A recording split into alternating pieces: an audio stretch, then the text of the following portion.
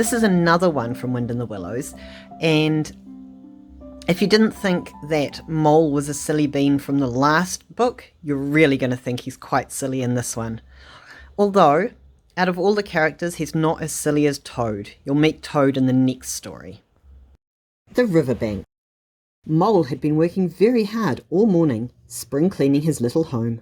First with brooms, then with dusters, and then on ladders with a pail of whitewash, until he had dust in his throat and splashes of whitewash all over his black fur. Suddenly he flung down his brush on the floor and said, "Bother and blow, hang spring cleaning," and bolted out of the house.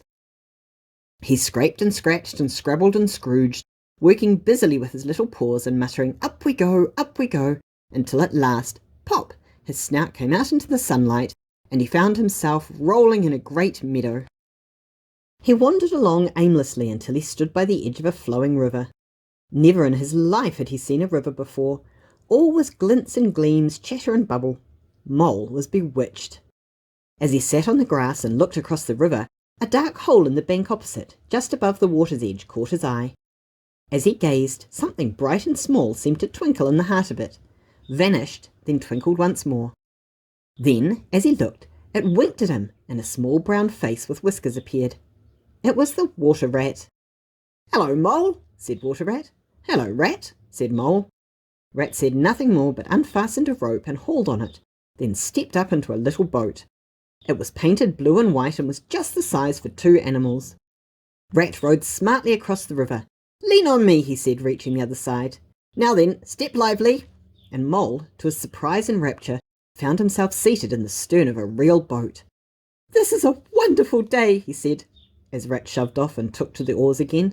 "Do you know, I've never been in a boat before in all my life." "What?" cried Rat, open-mouthed. "Never been in a... You never... Well, what have you been doing then?" "Is it so nice as all that?" asked the Mole shyly. "Nice? It's the only thing," said Rat. "Believe me, there's nothing, absolutely nothing, half so much worth doing as simply messing about in boats." "Look out, Rat!" But it was too late. The boat struck the bank at full tilt. Rat and Mole fell on their backs into the bottom of the boat, their feet in the air. "Look here," said Rat, picking himself up with a laugh. "If you've really nothing better to do today, suppose we drop down the river together and make a long day of it." Mole waggled his toes from sheer happiness. "What a day I'm having," he said. "Let's start at once." "Wait a minute," said Rat, and he climbed up into his hole and reappeared, staggering under a fat wicker basket. "What's inside it?" asked Mole. "There's cold chicken, cold tongue, cold ham, cold beef, pickled gherkin, salad, French rolls, cress, sandwiches, potted meat, ginger beer, lemonade, soda water." "Oh, stop, this is too much." "Do you really think so? The other animals are always telling me that I'm a mean beast." Mole trailed a paw in the water lazily as Rat rowed steadily on. "What lies over there?" asked Mole, waving a paw towards one side of the river. "That? Oh, that's just the wild wood," said Rat shortly. "We don't go there very much, we river bankers." Aren't they very nice people in there?" "Well," replied Rat, "let me see. The squirrels are all right. And the rabbits, some of them. And then this dear old badger, of course. He wouldn't live anywhere else. Nobody interferes with him." "Why? Who should interfere with him?" asked Mole. "Well, there are others," explained Rat.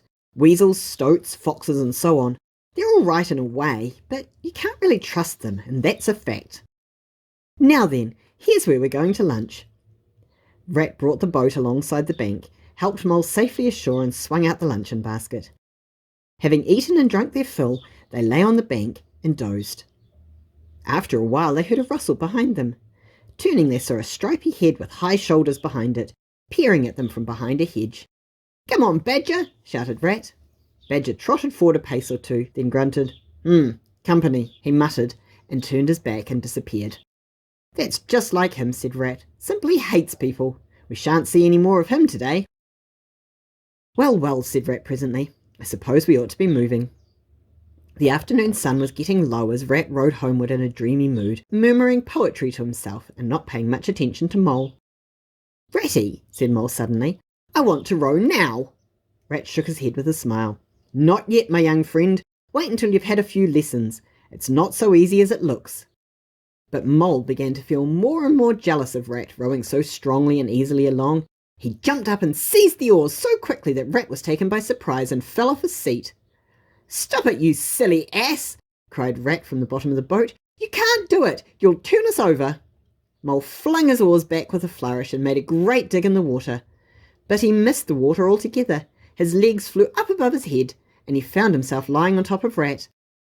Greatly alarmed, Mole grabbed at the side of the boat. Then, sploosh! Over went the boat, and Mole found himself struggling in the river.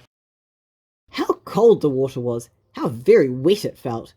Down, down, down plunged the terrified Mole. Then, spluttering and coughing, he rose to the surface before he felt himself sinking again. Then suddenly a firm paw gripped him by the back of his neck. It was Rat, and he was laughing. He shoved an oar under Mole's arm, then he did the same by the other side of him, and swimming behind, propelled the helpless animal to the shore, hauled him out, and set him down on the bank, a squashy, pulpy lump of misery. When Rat had rubbed him down a bit and wrung out some of the water, he said, "Now then, old fellow, trot up and down the towing path as hard as you can till you're warm and dry, while I dive for the basket." When all was ready for a start once more, Mole, limp and dejected, took his seat in the stern of the boat. "I think," said Rat, "that you'd better come and stay with me. I'll teach you to row and to swim, and you'll soon be as handy on the water as any of us." When they got home, Rat made a bright fire in the parlour and set Mole in an armchair in front of it, having fetched him a dressing gown and slippers. Shortly after supper, a very sleepy Mole was taken upstairs to Ratty's best bedroom, where as soon as he'd laid his head on the pillow, he fell fast asleep in great peace and contentment.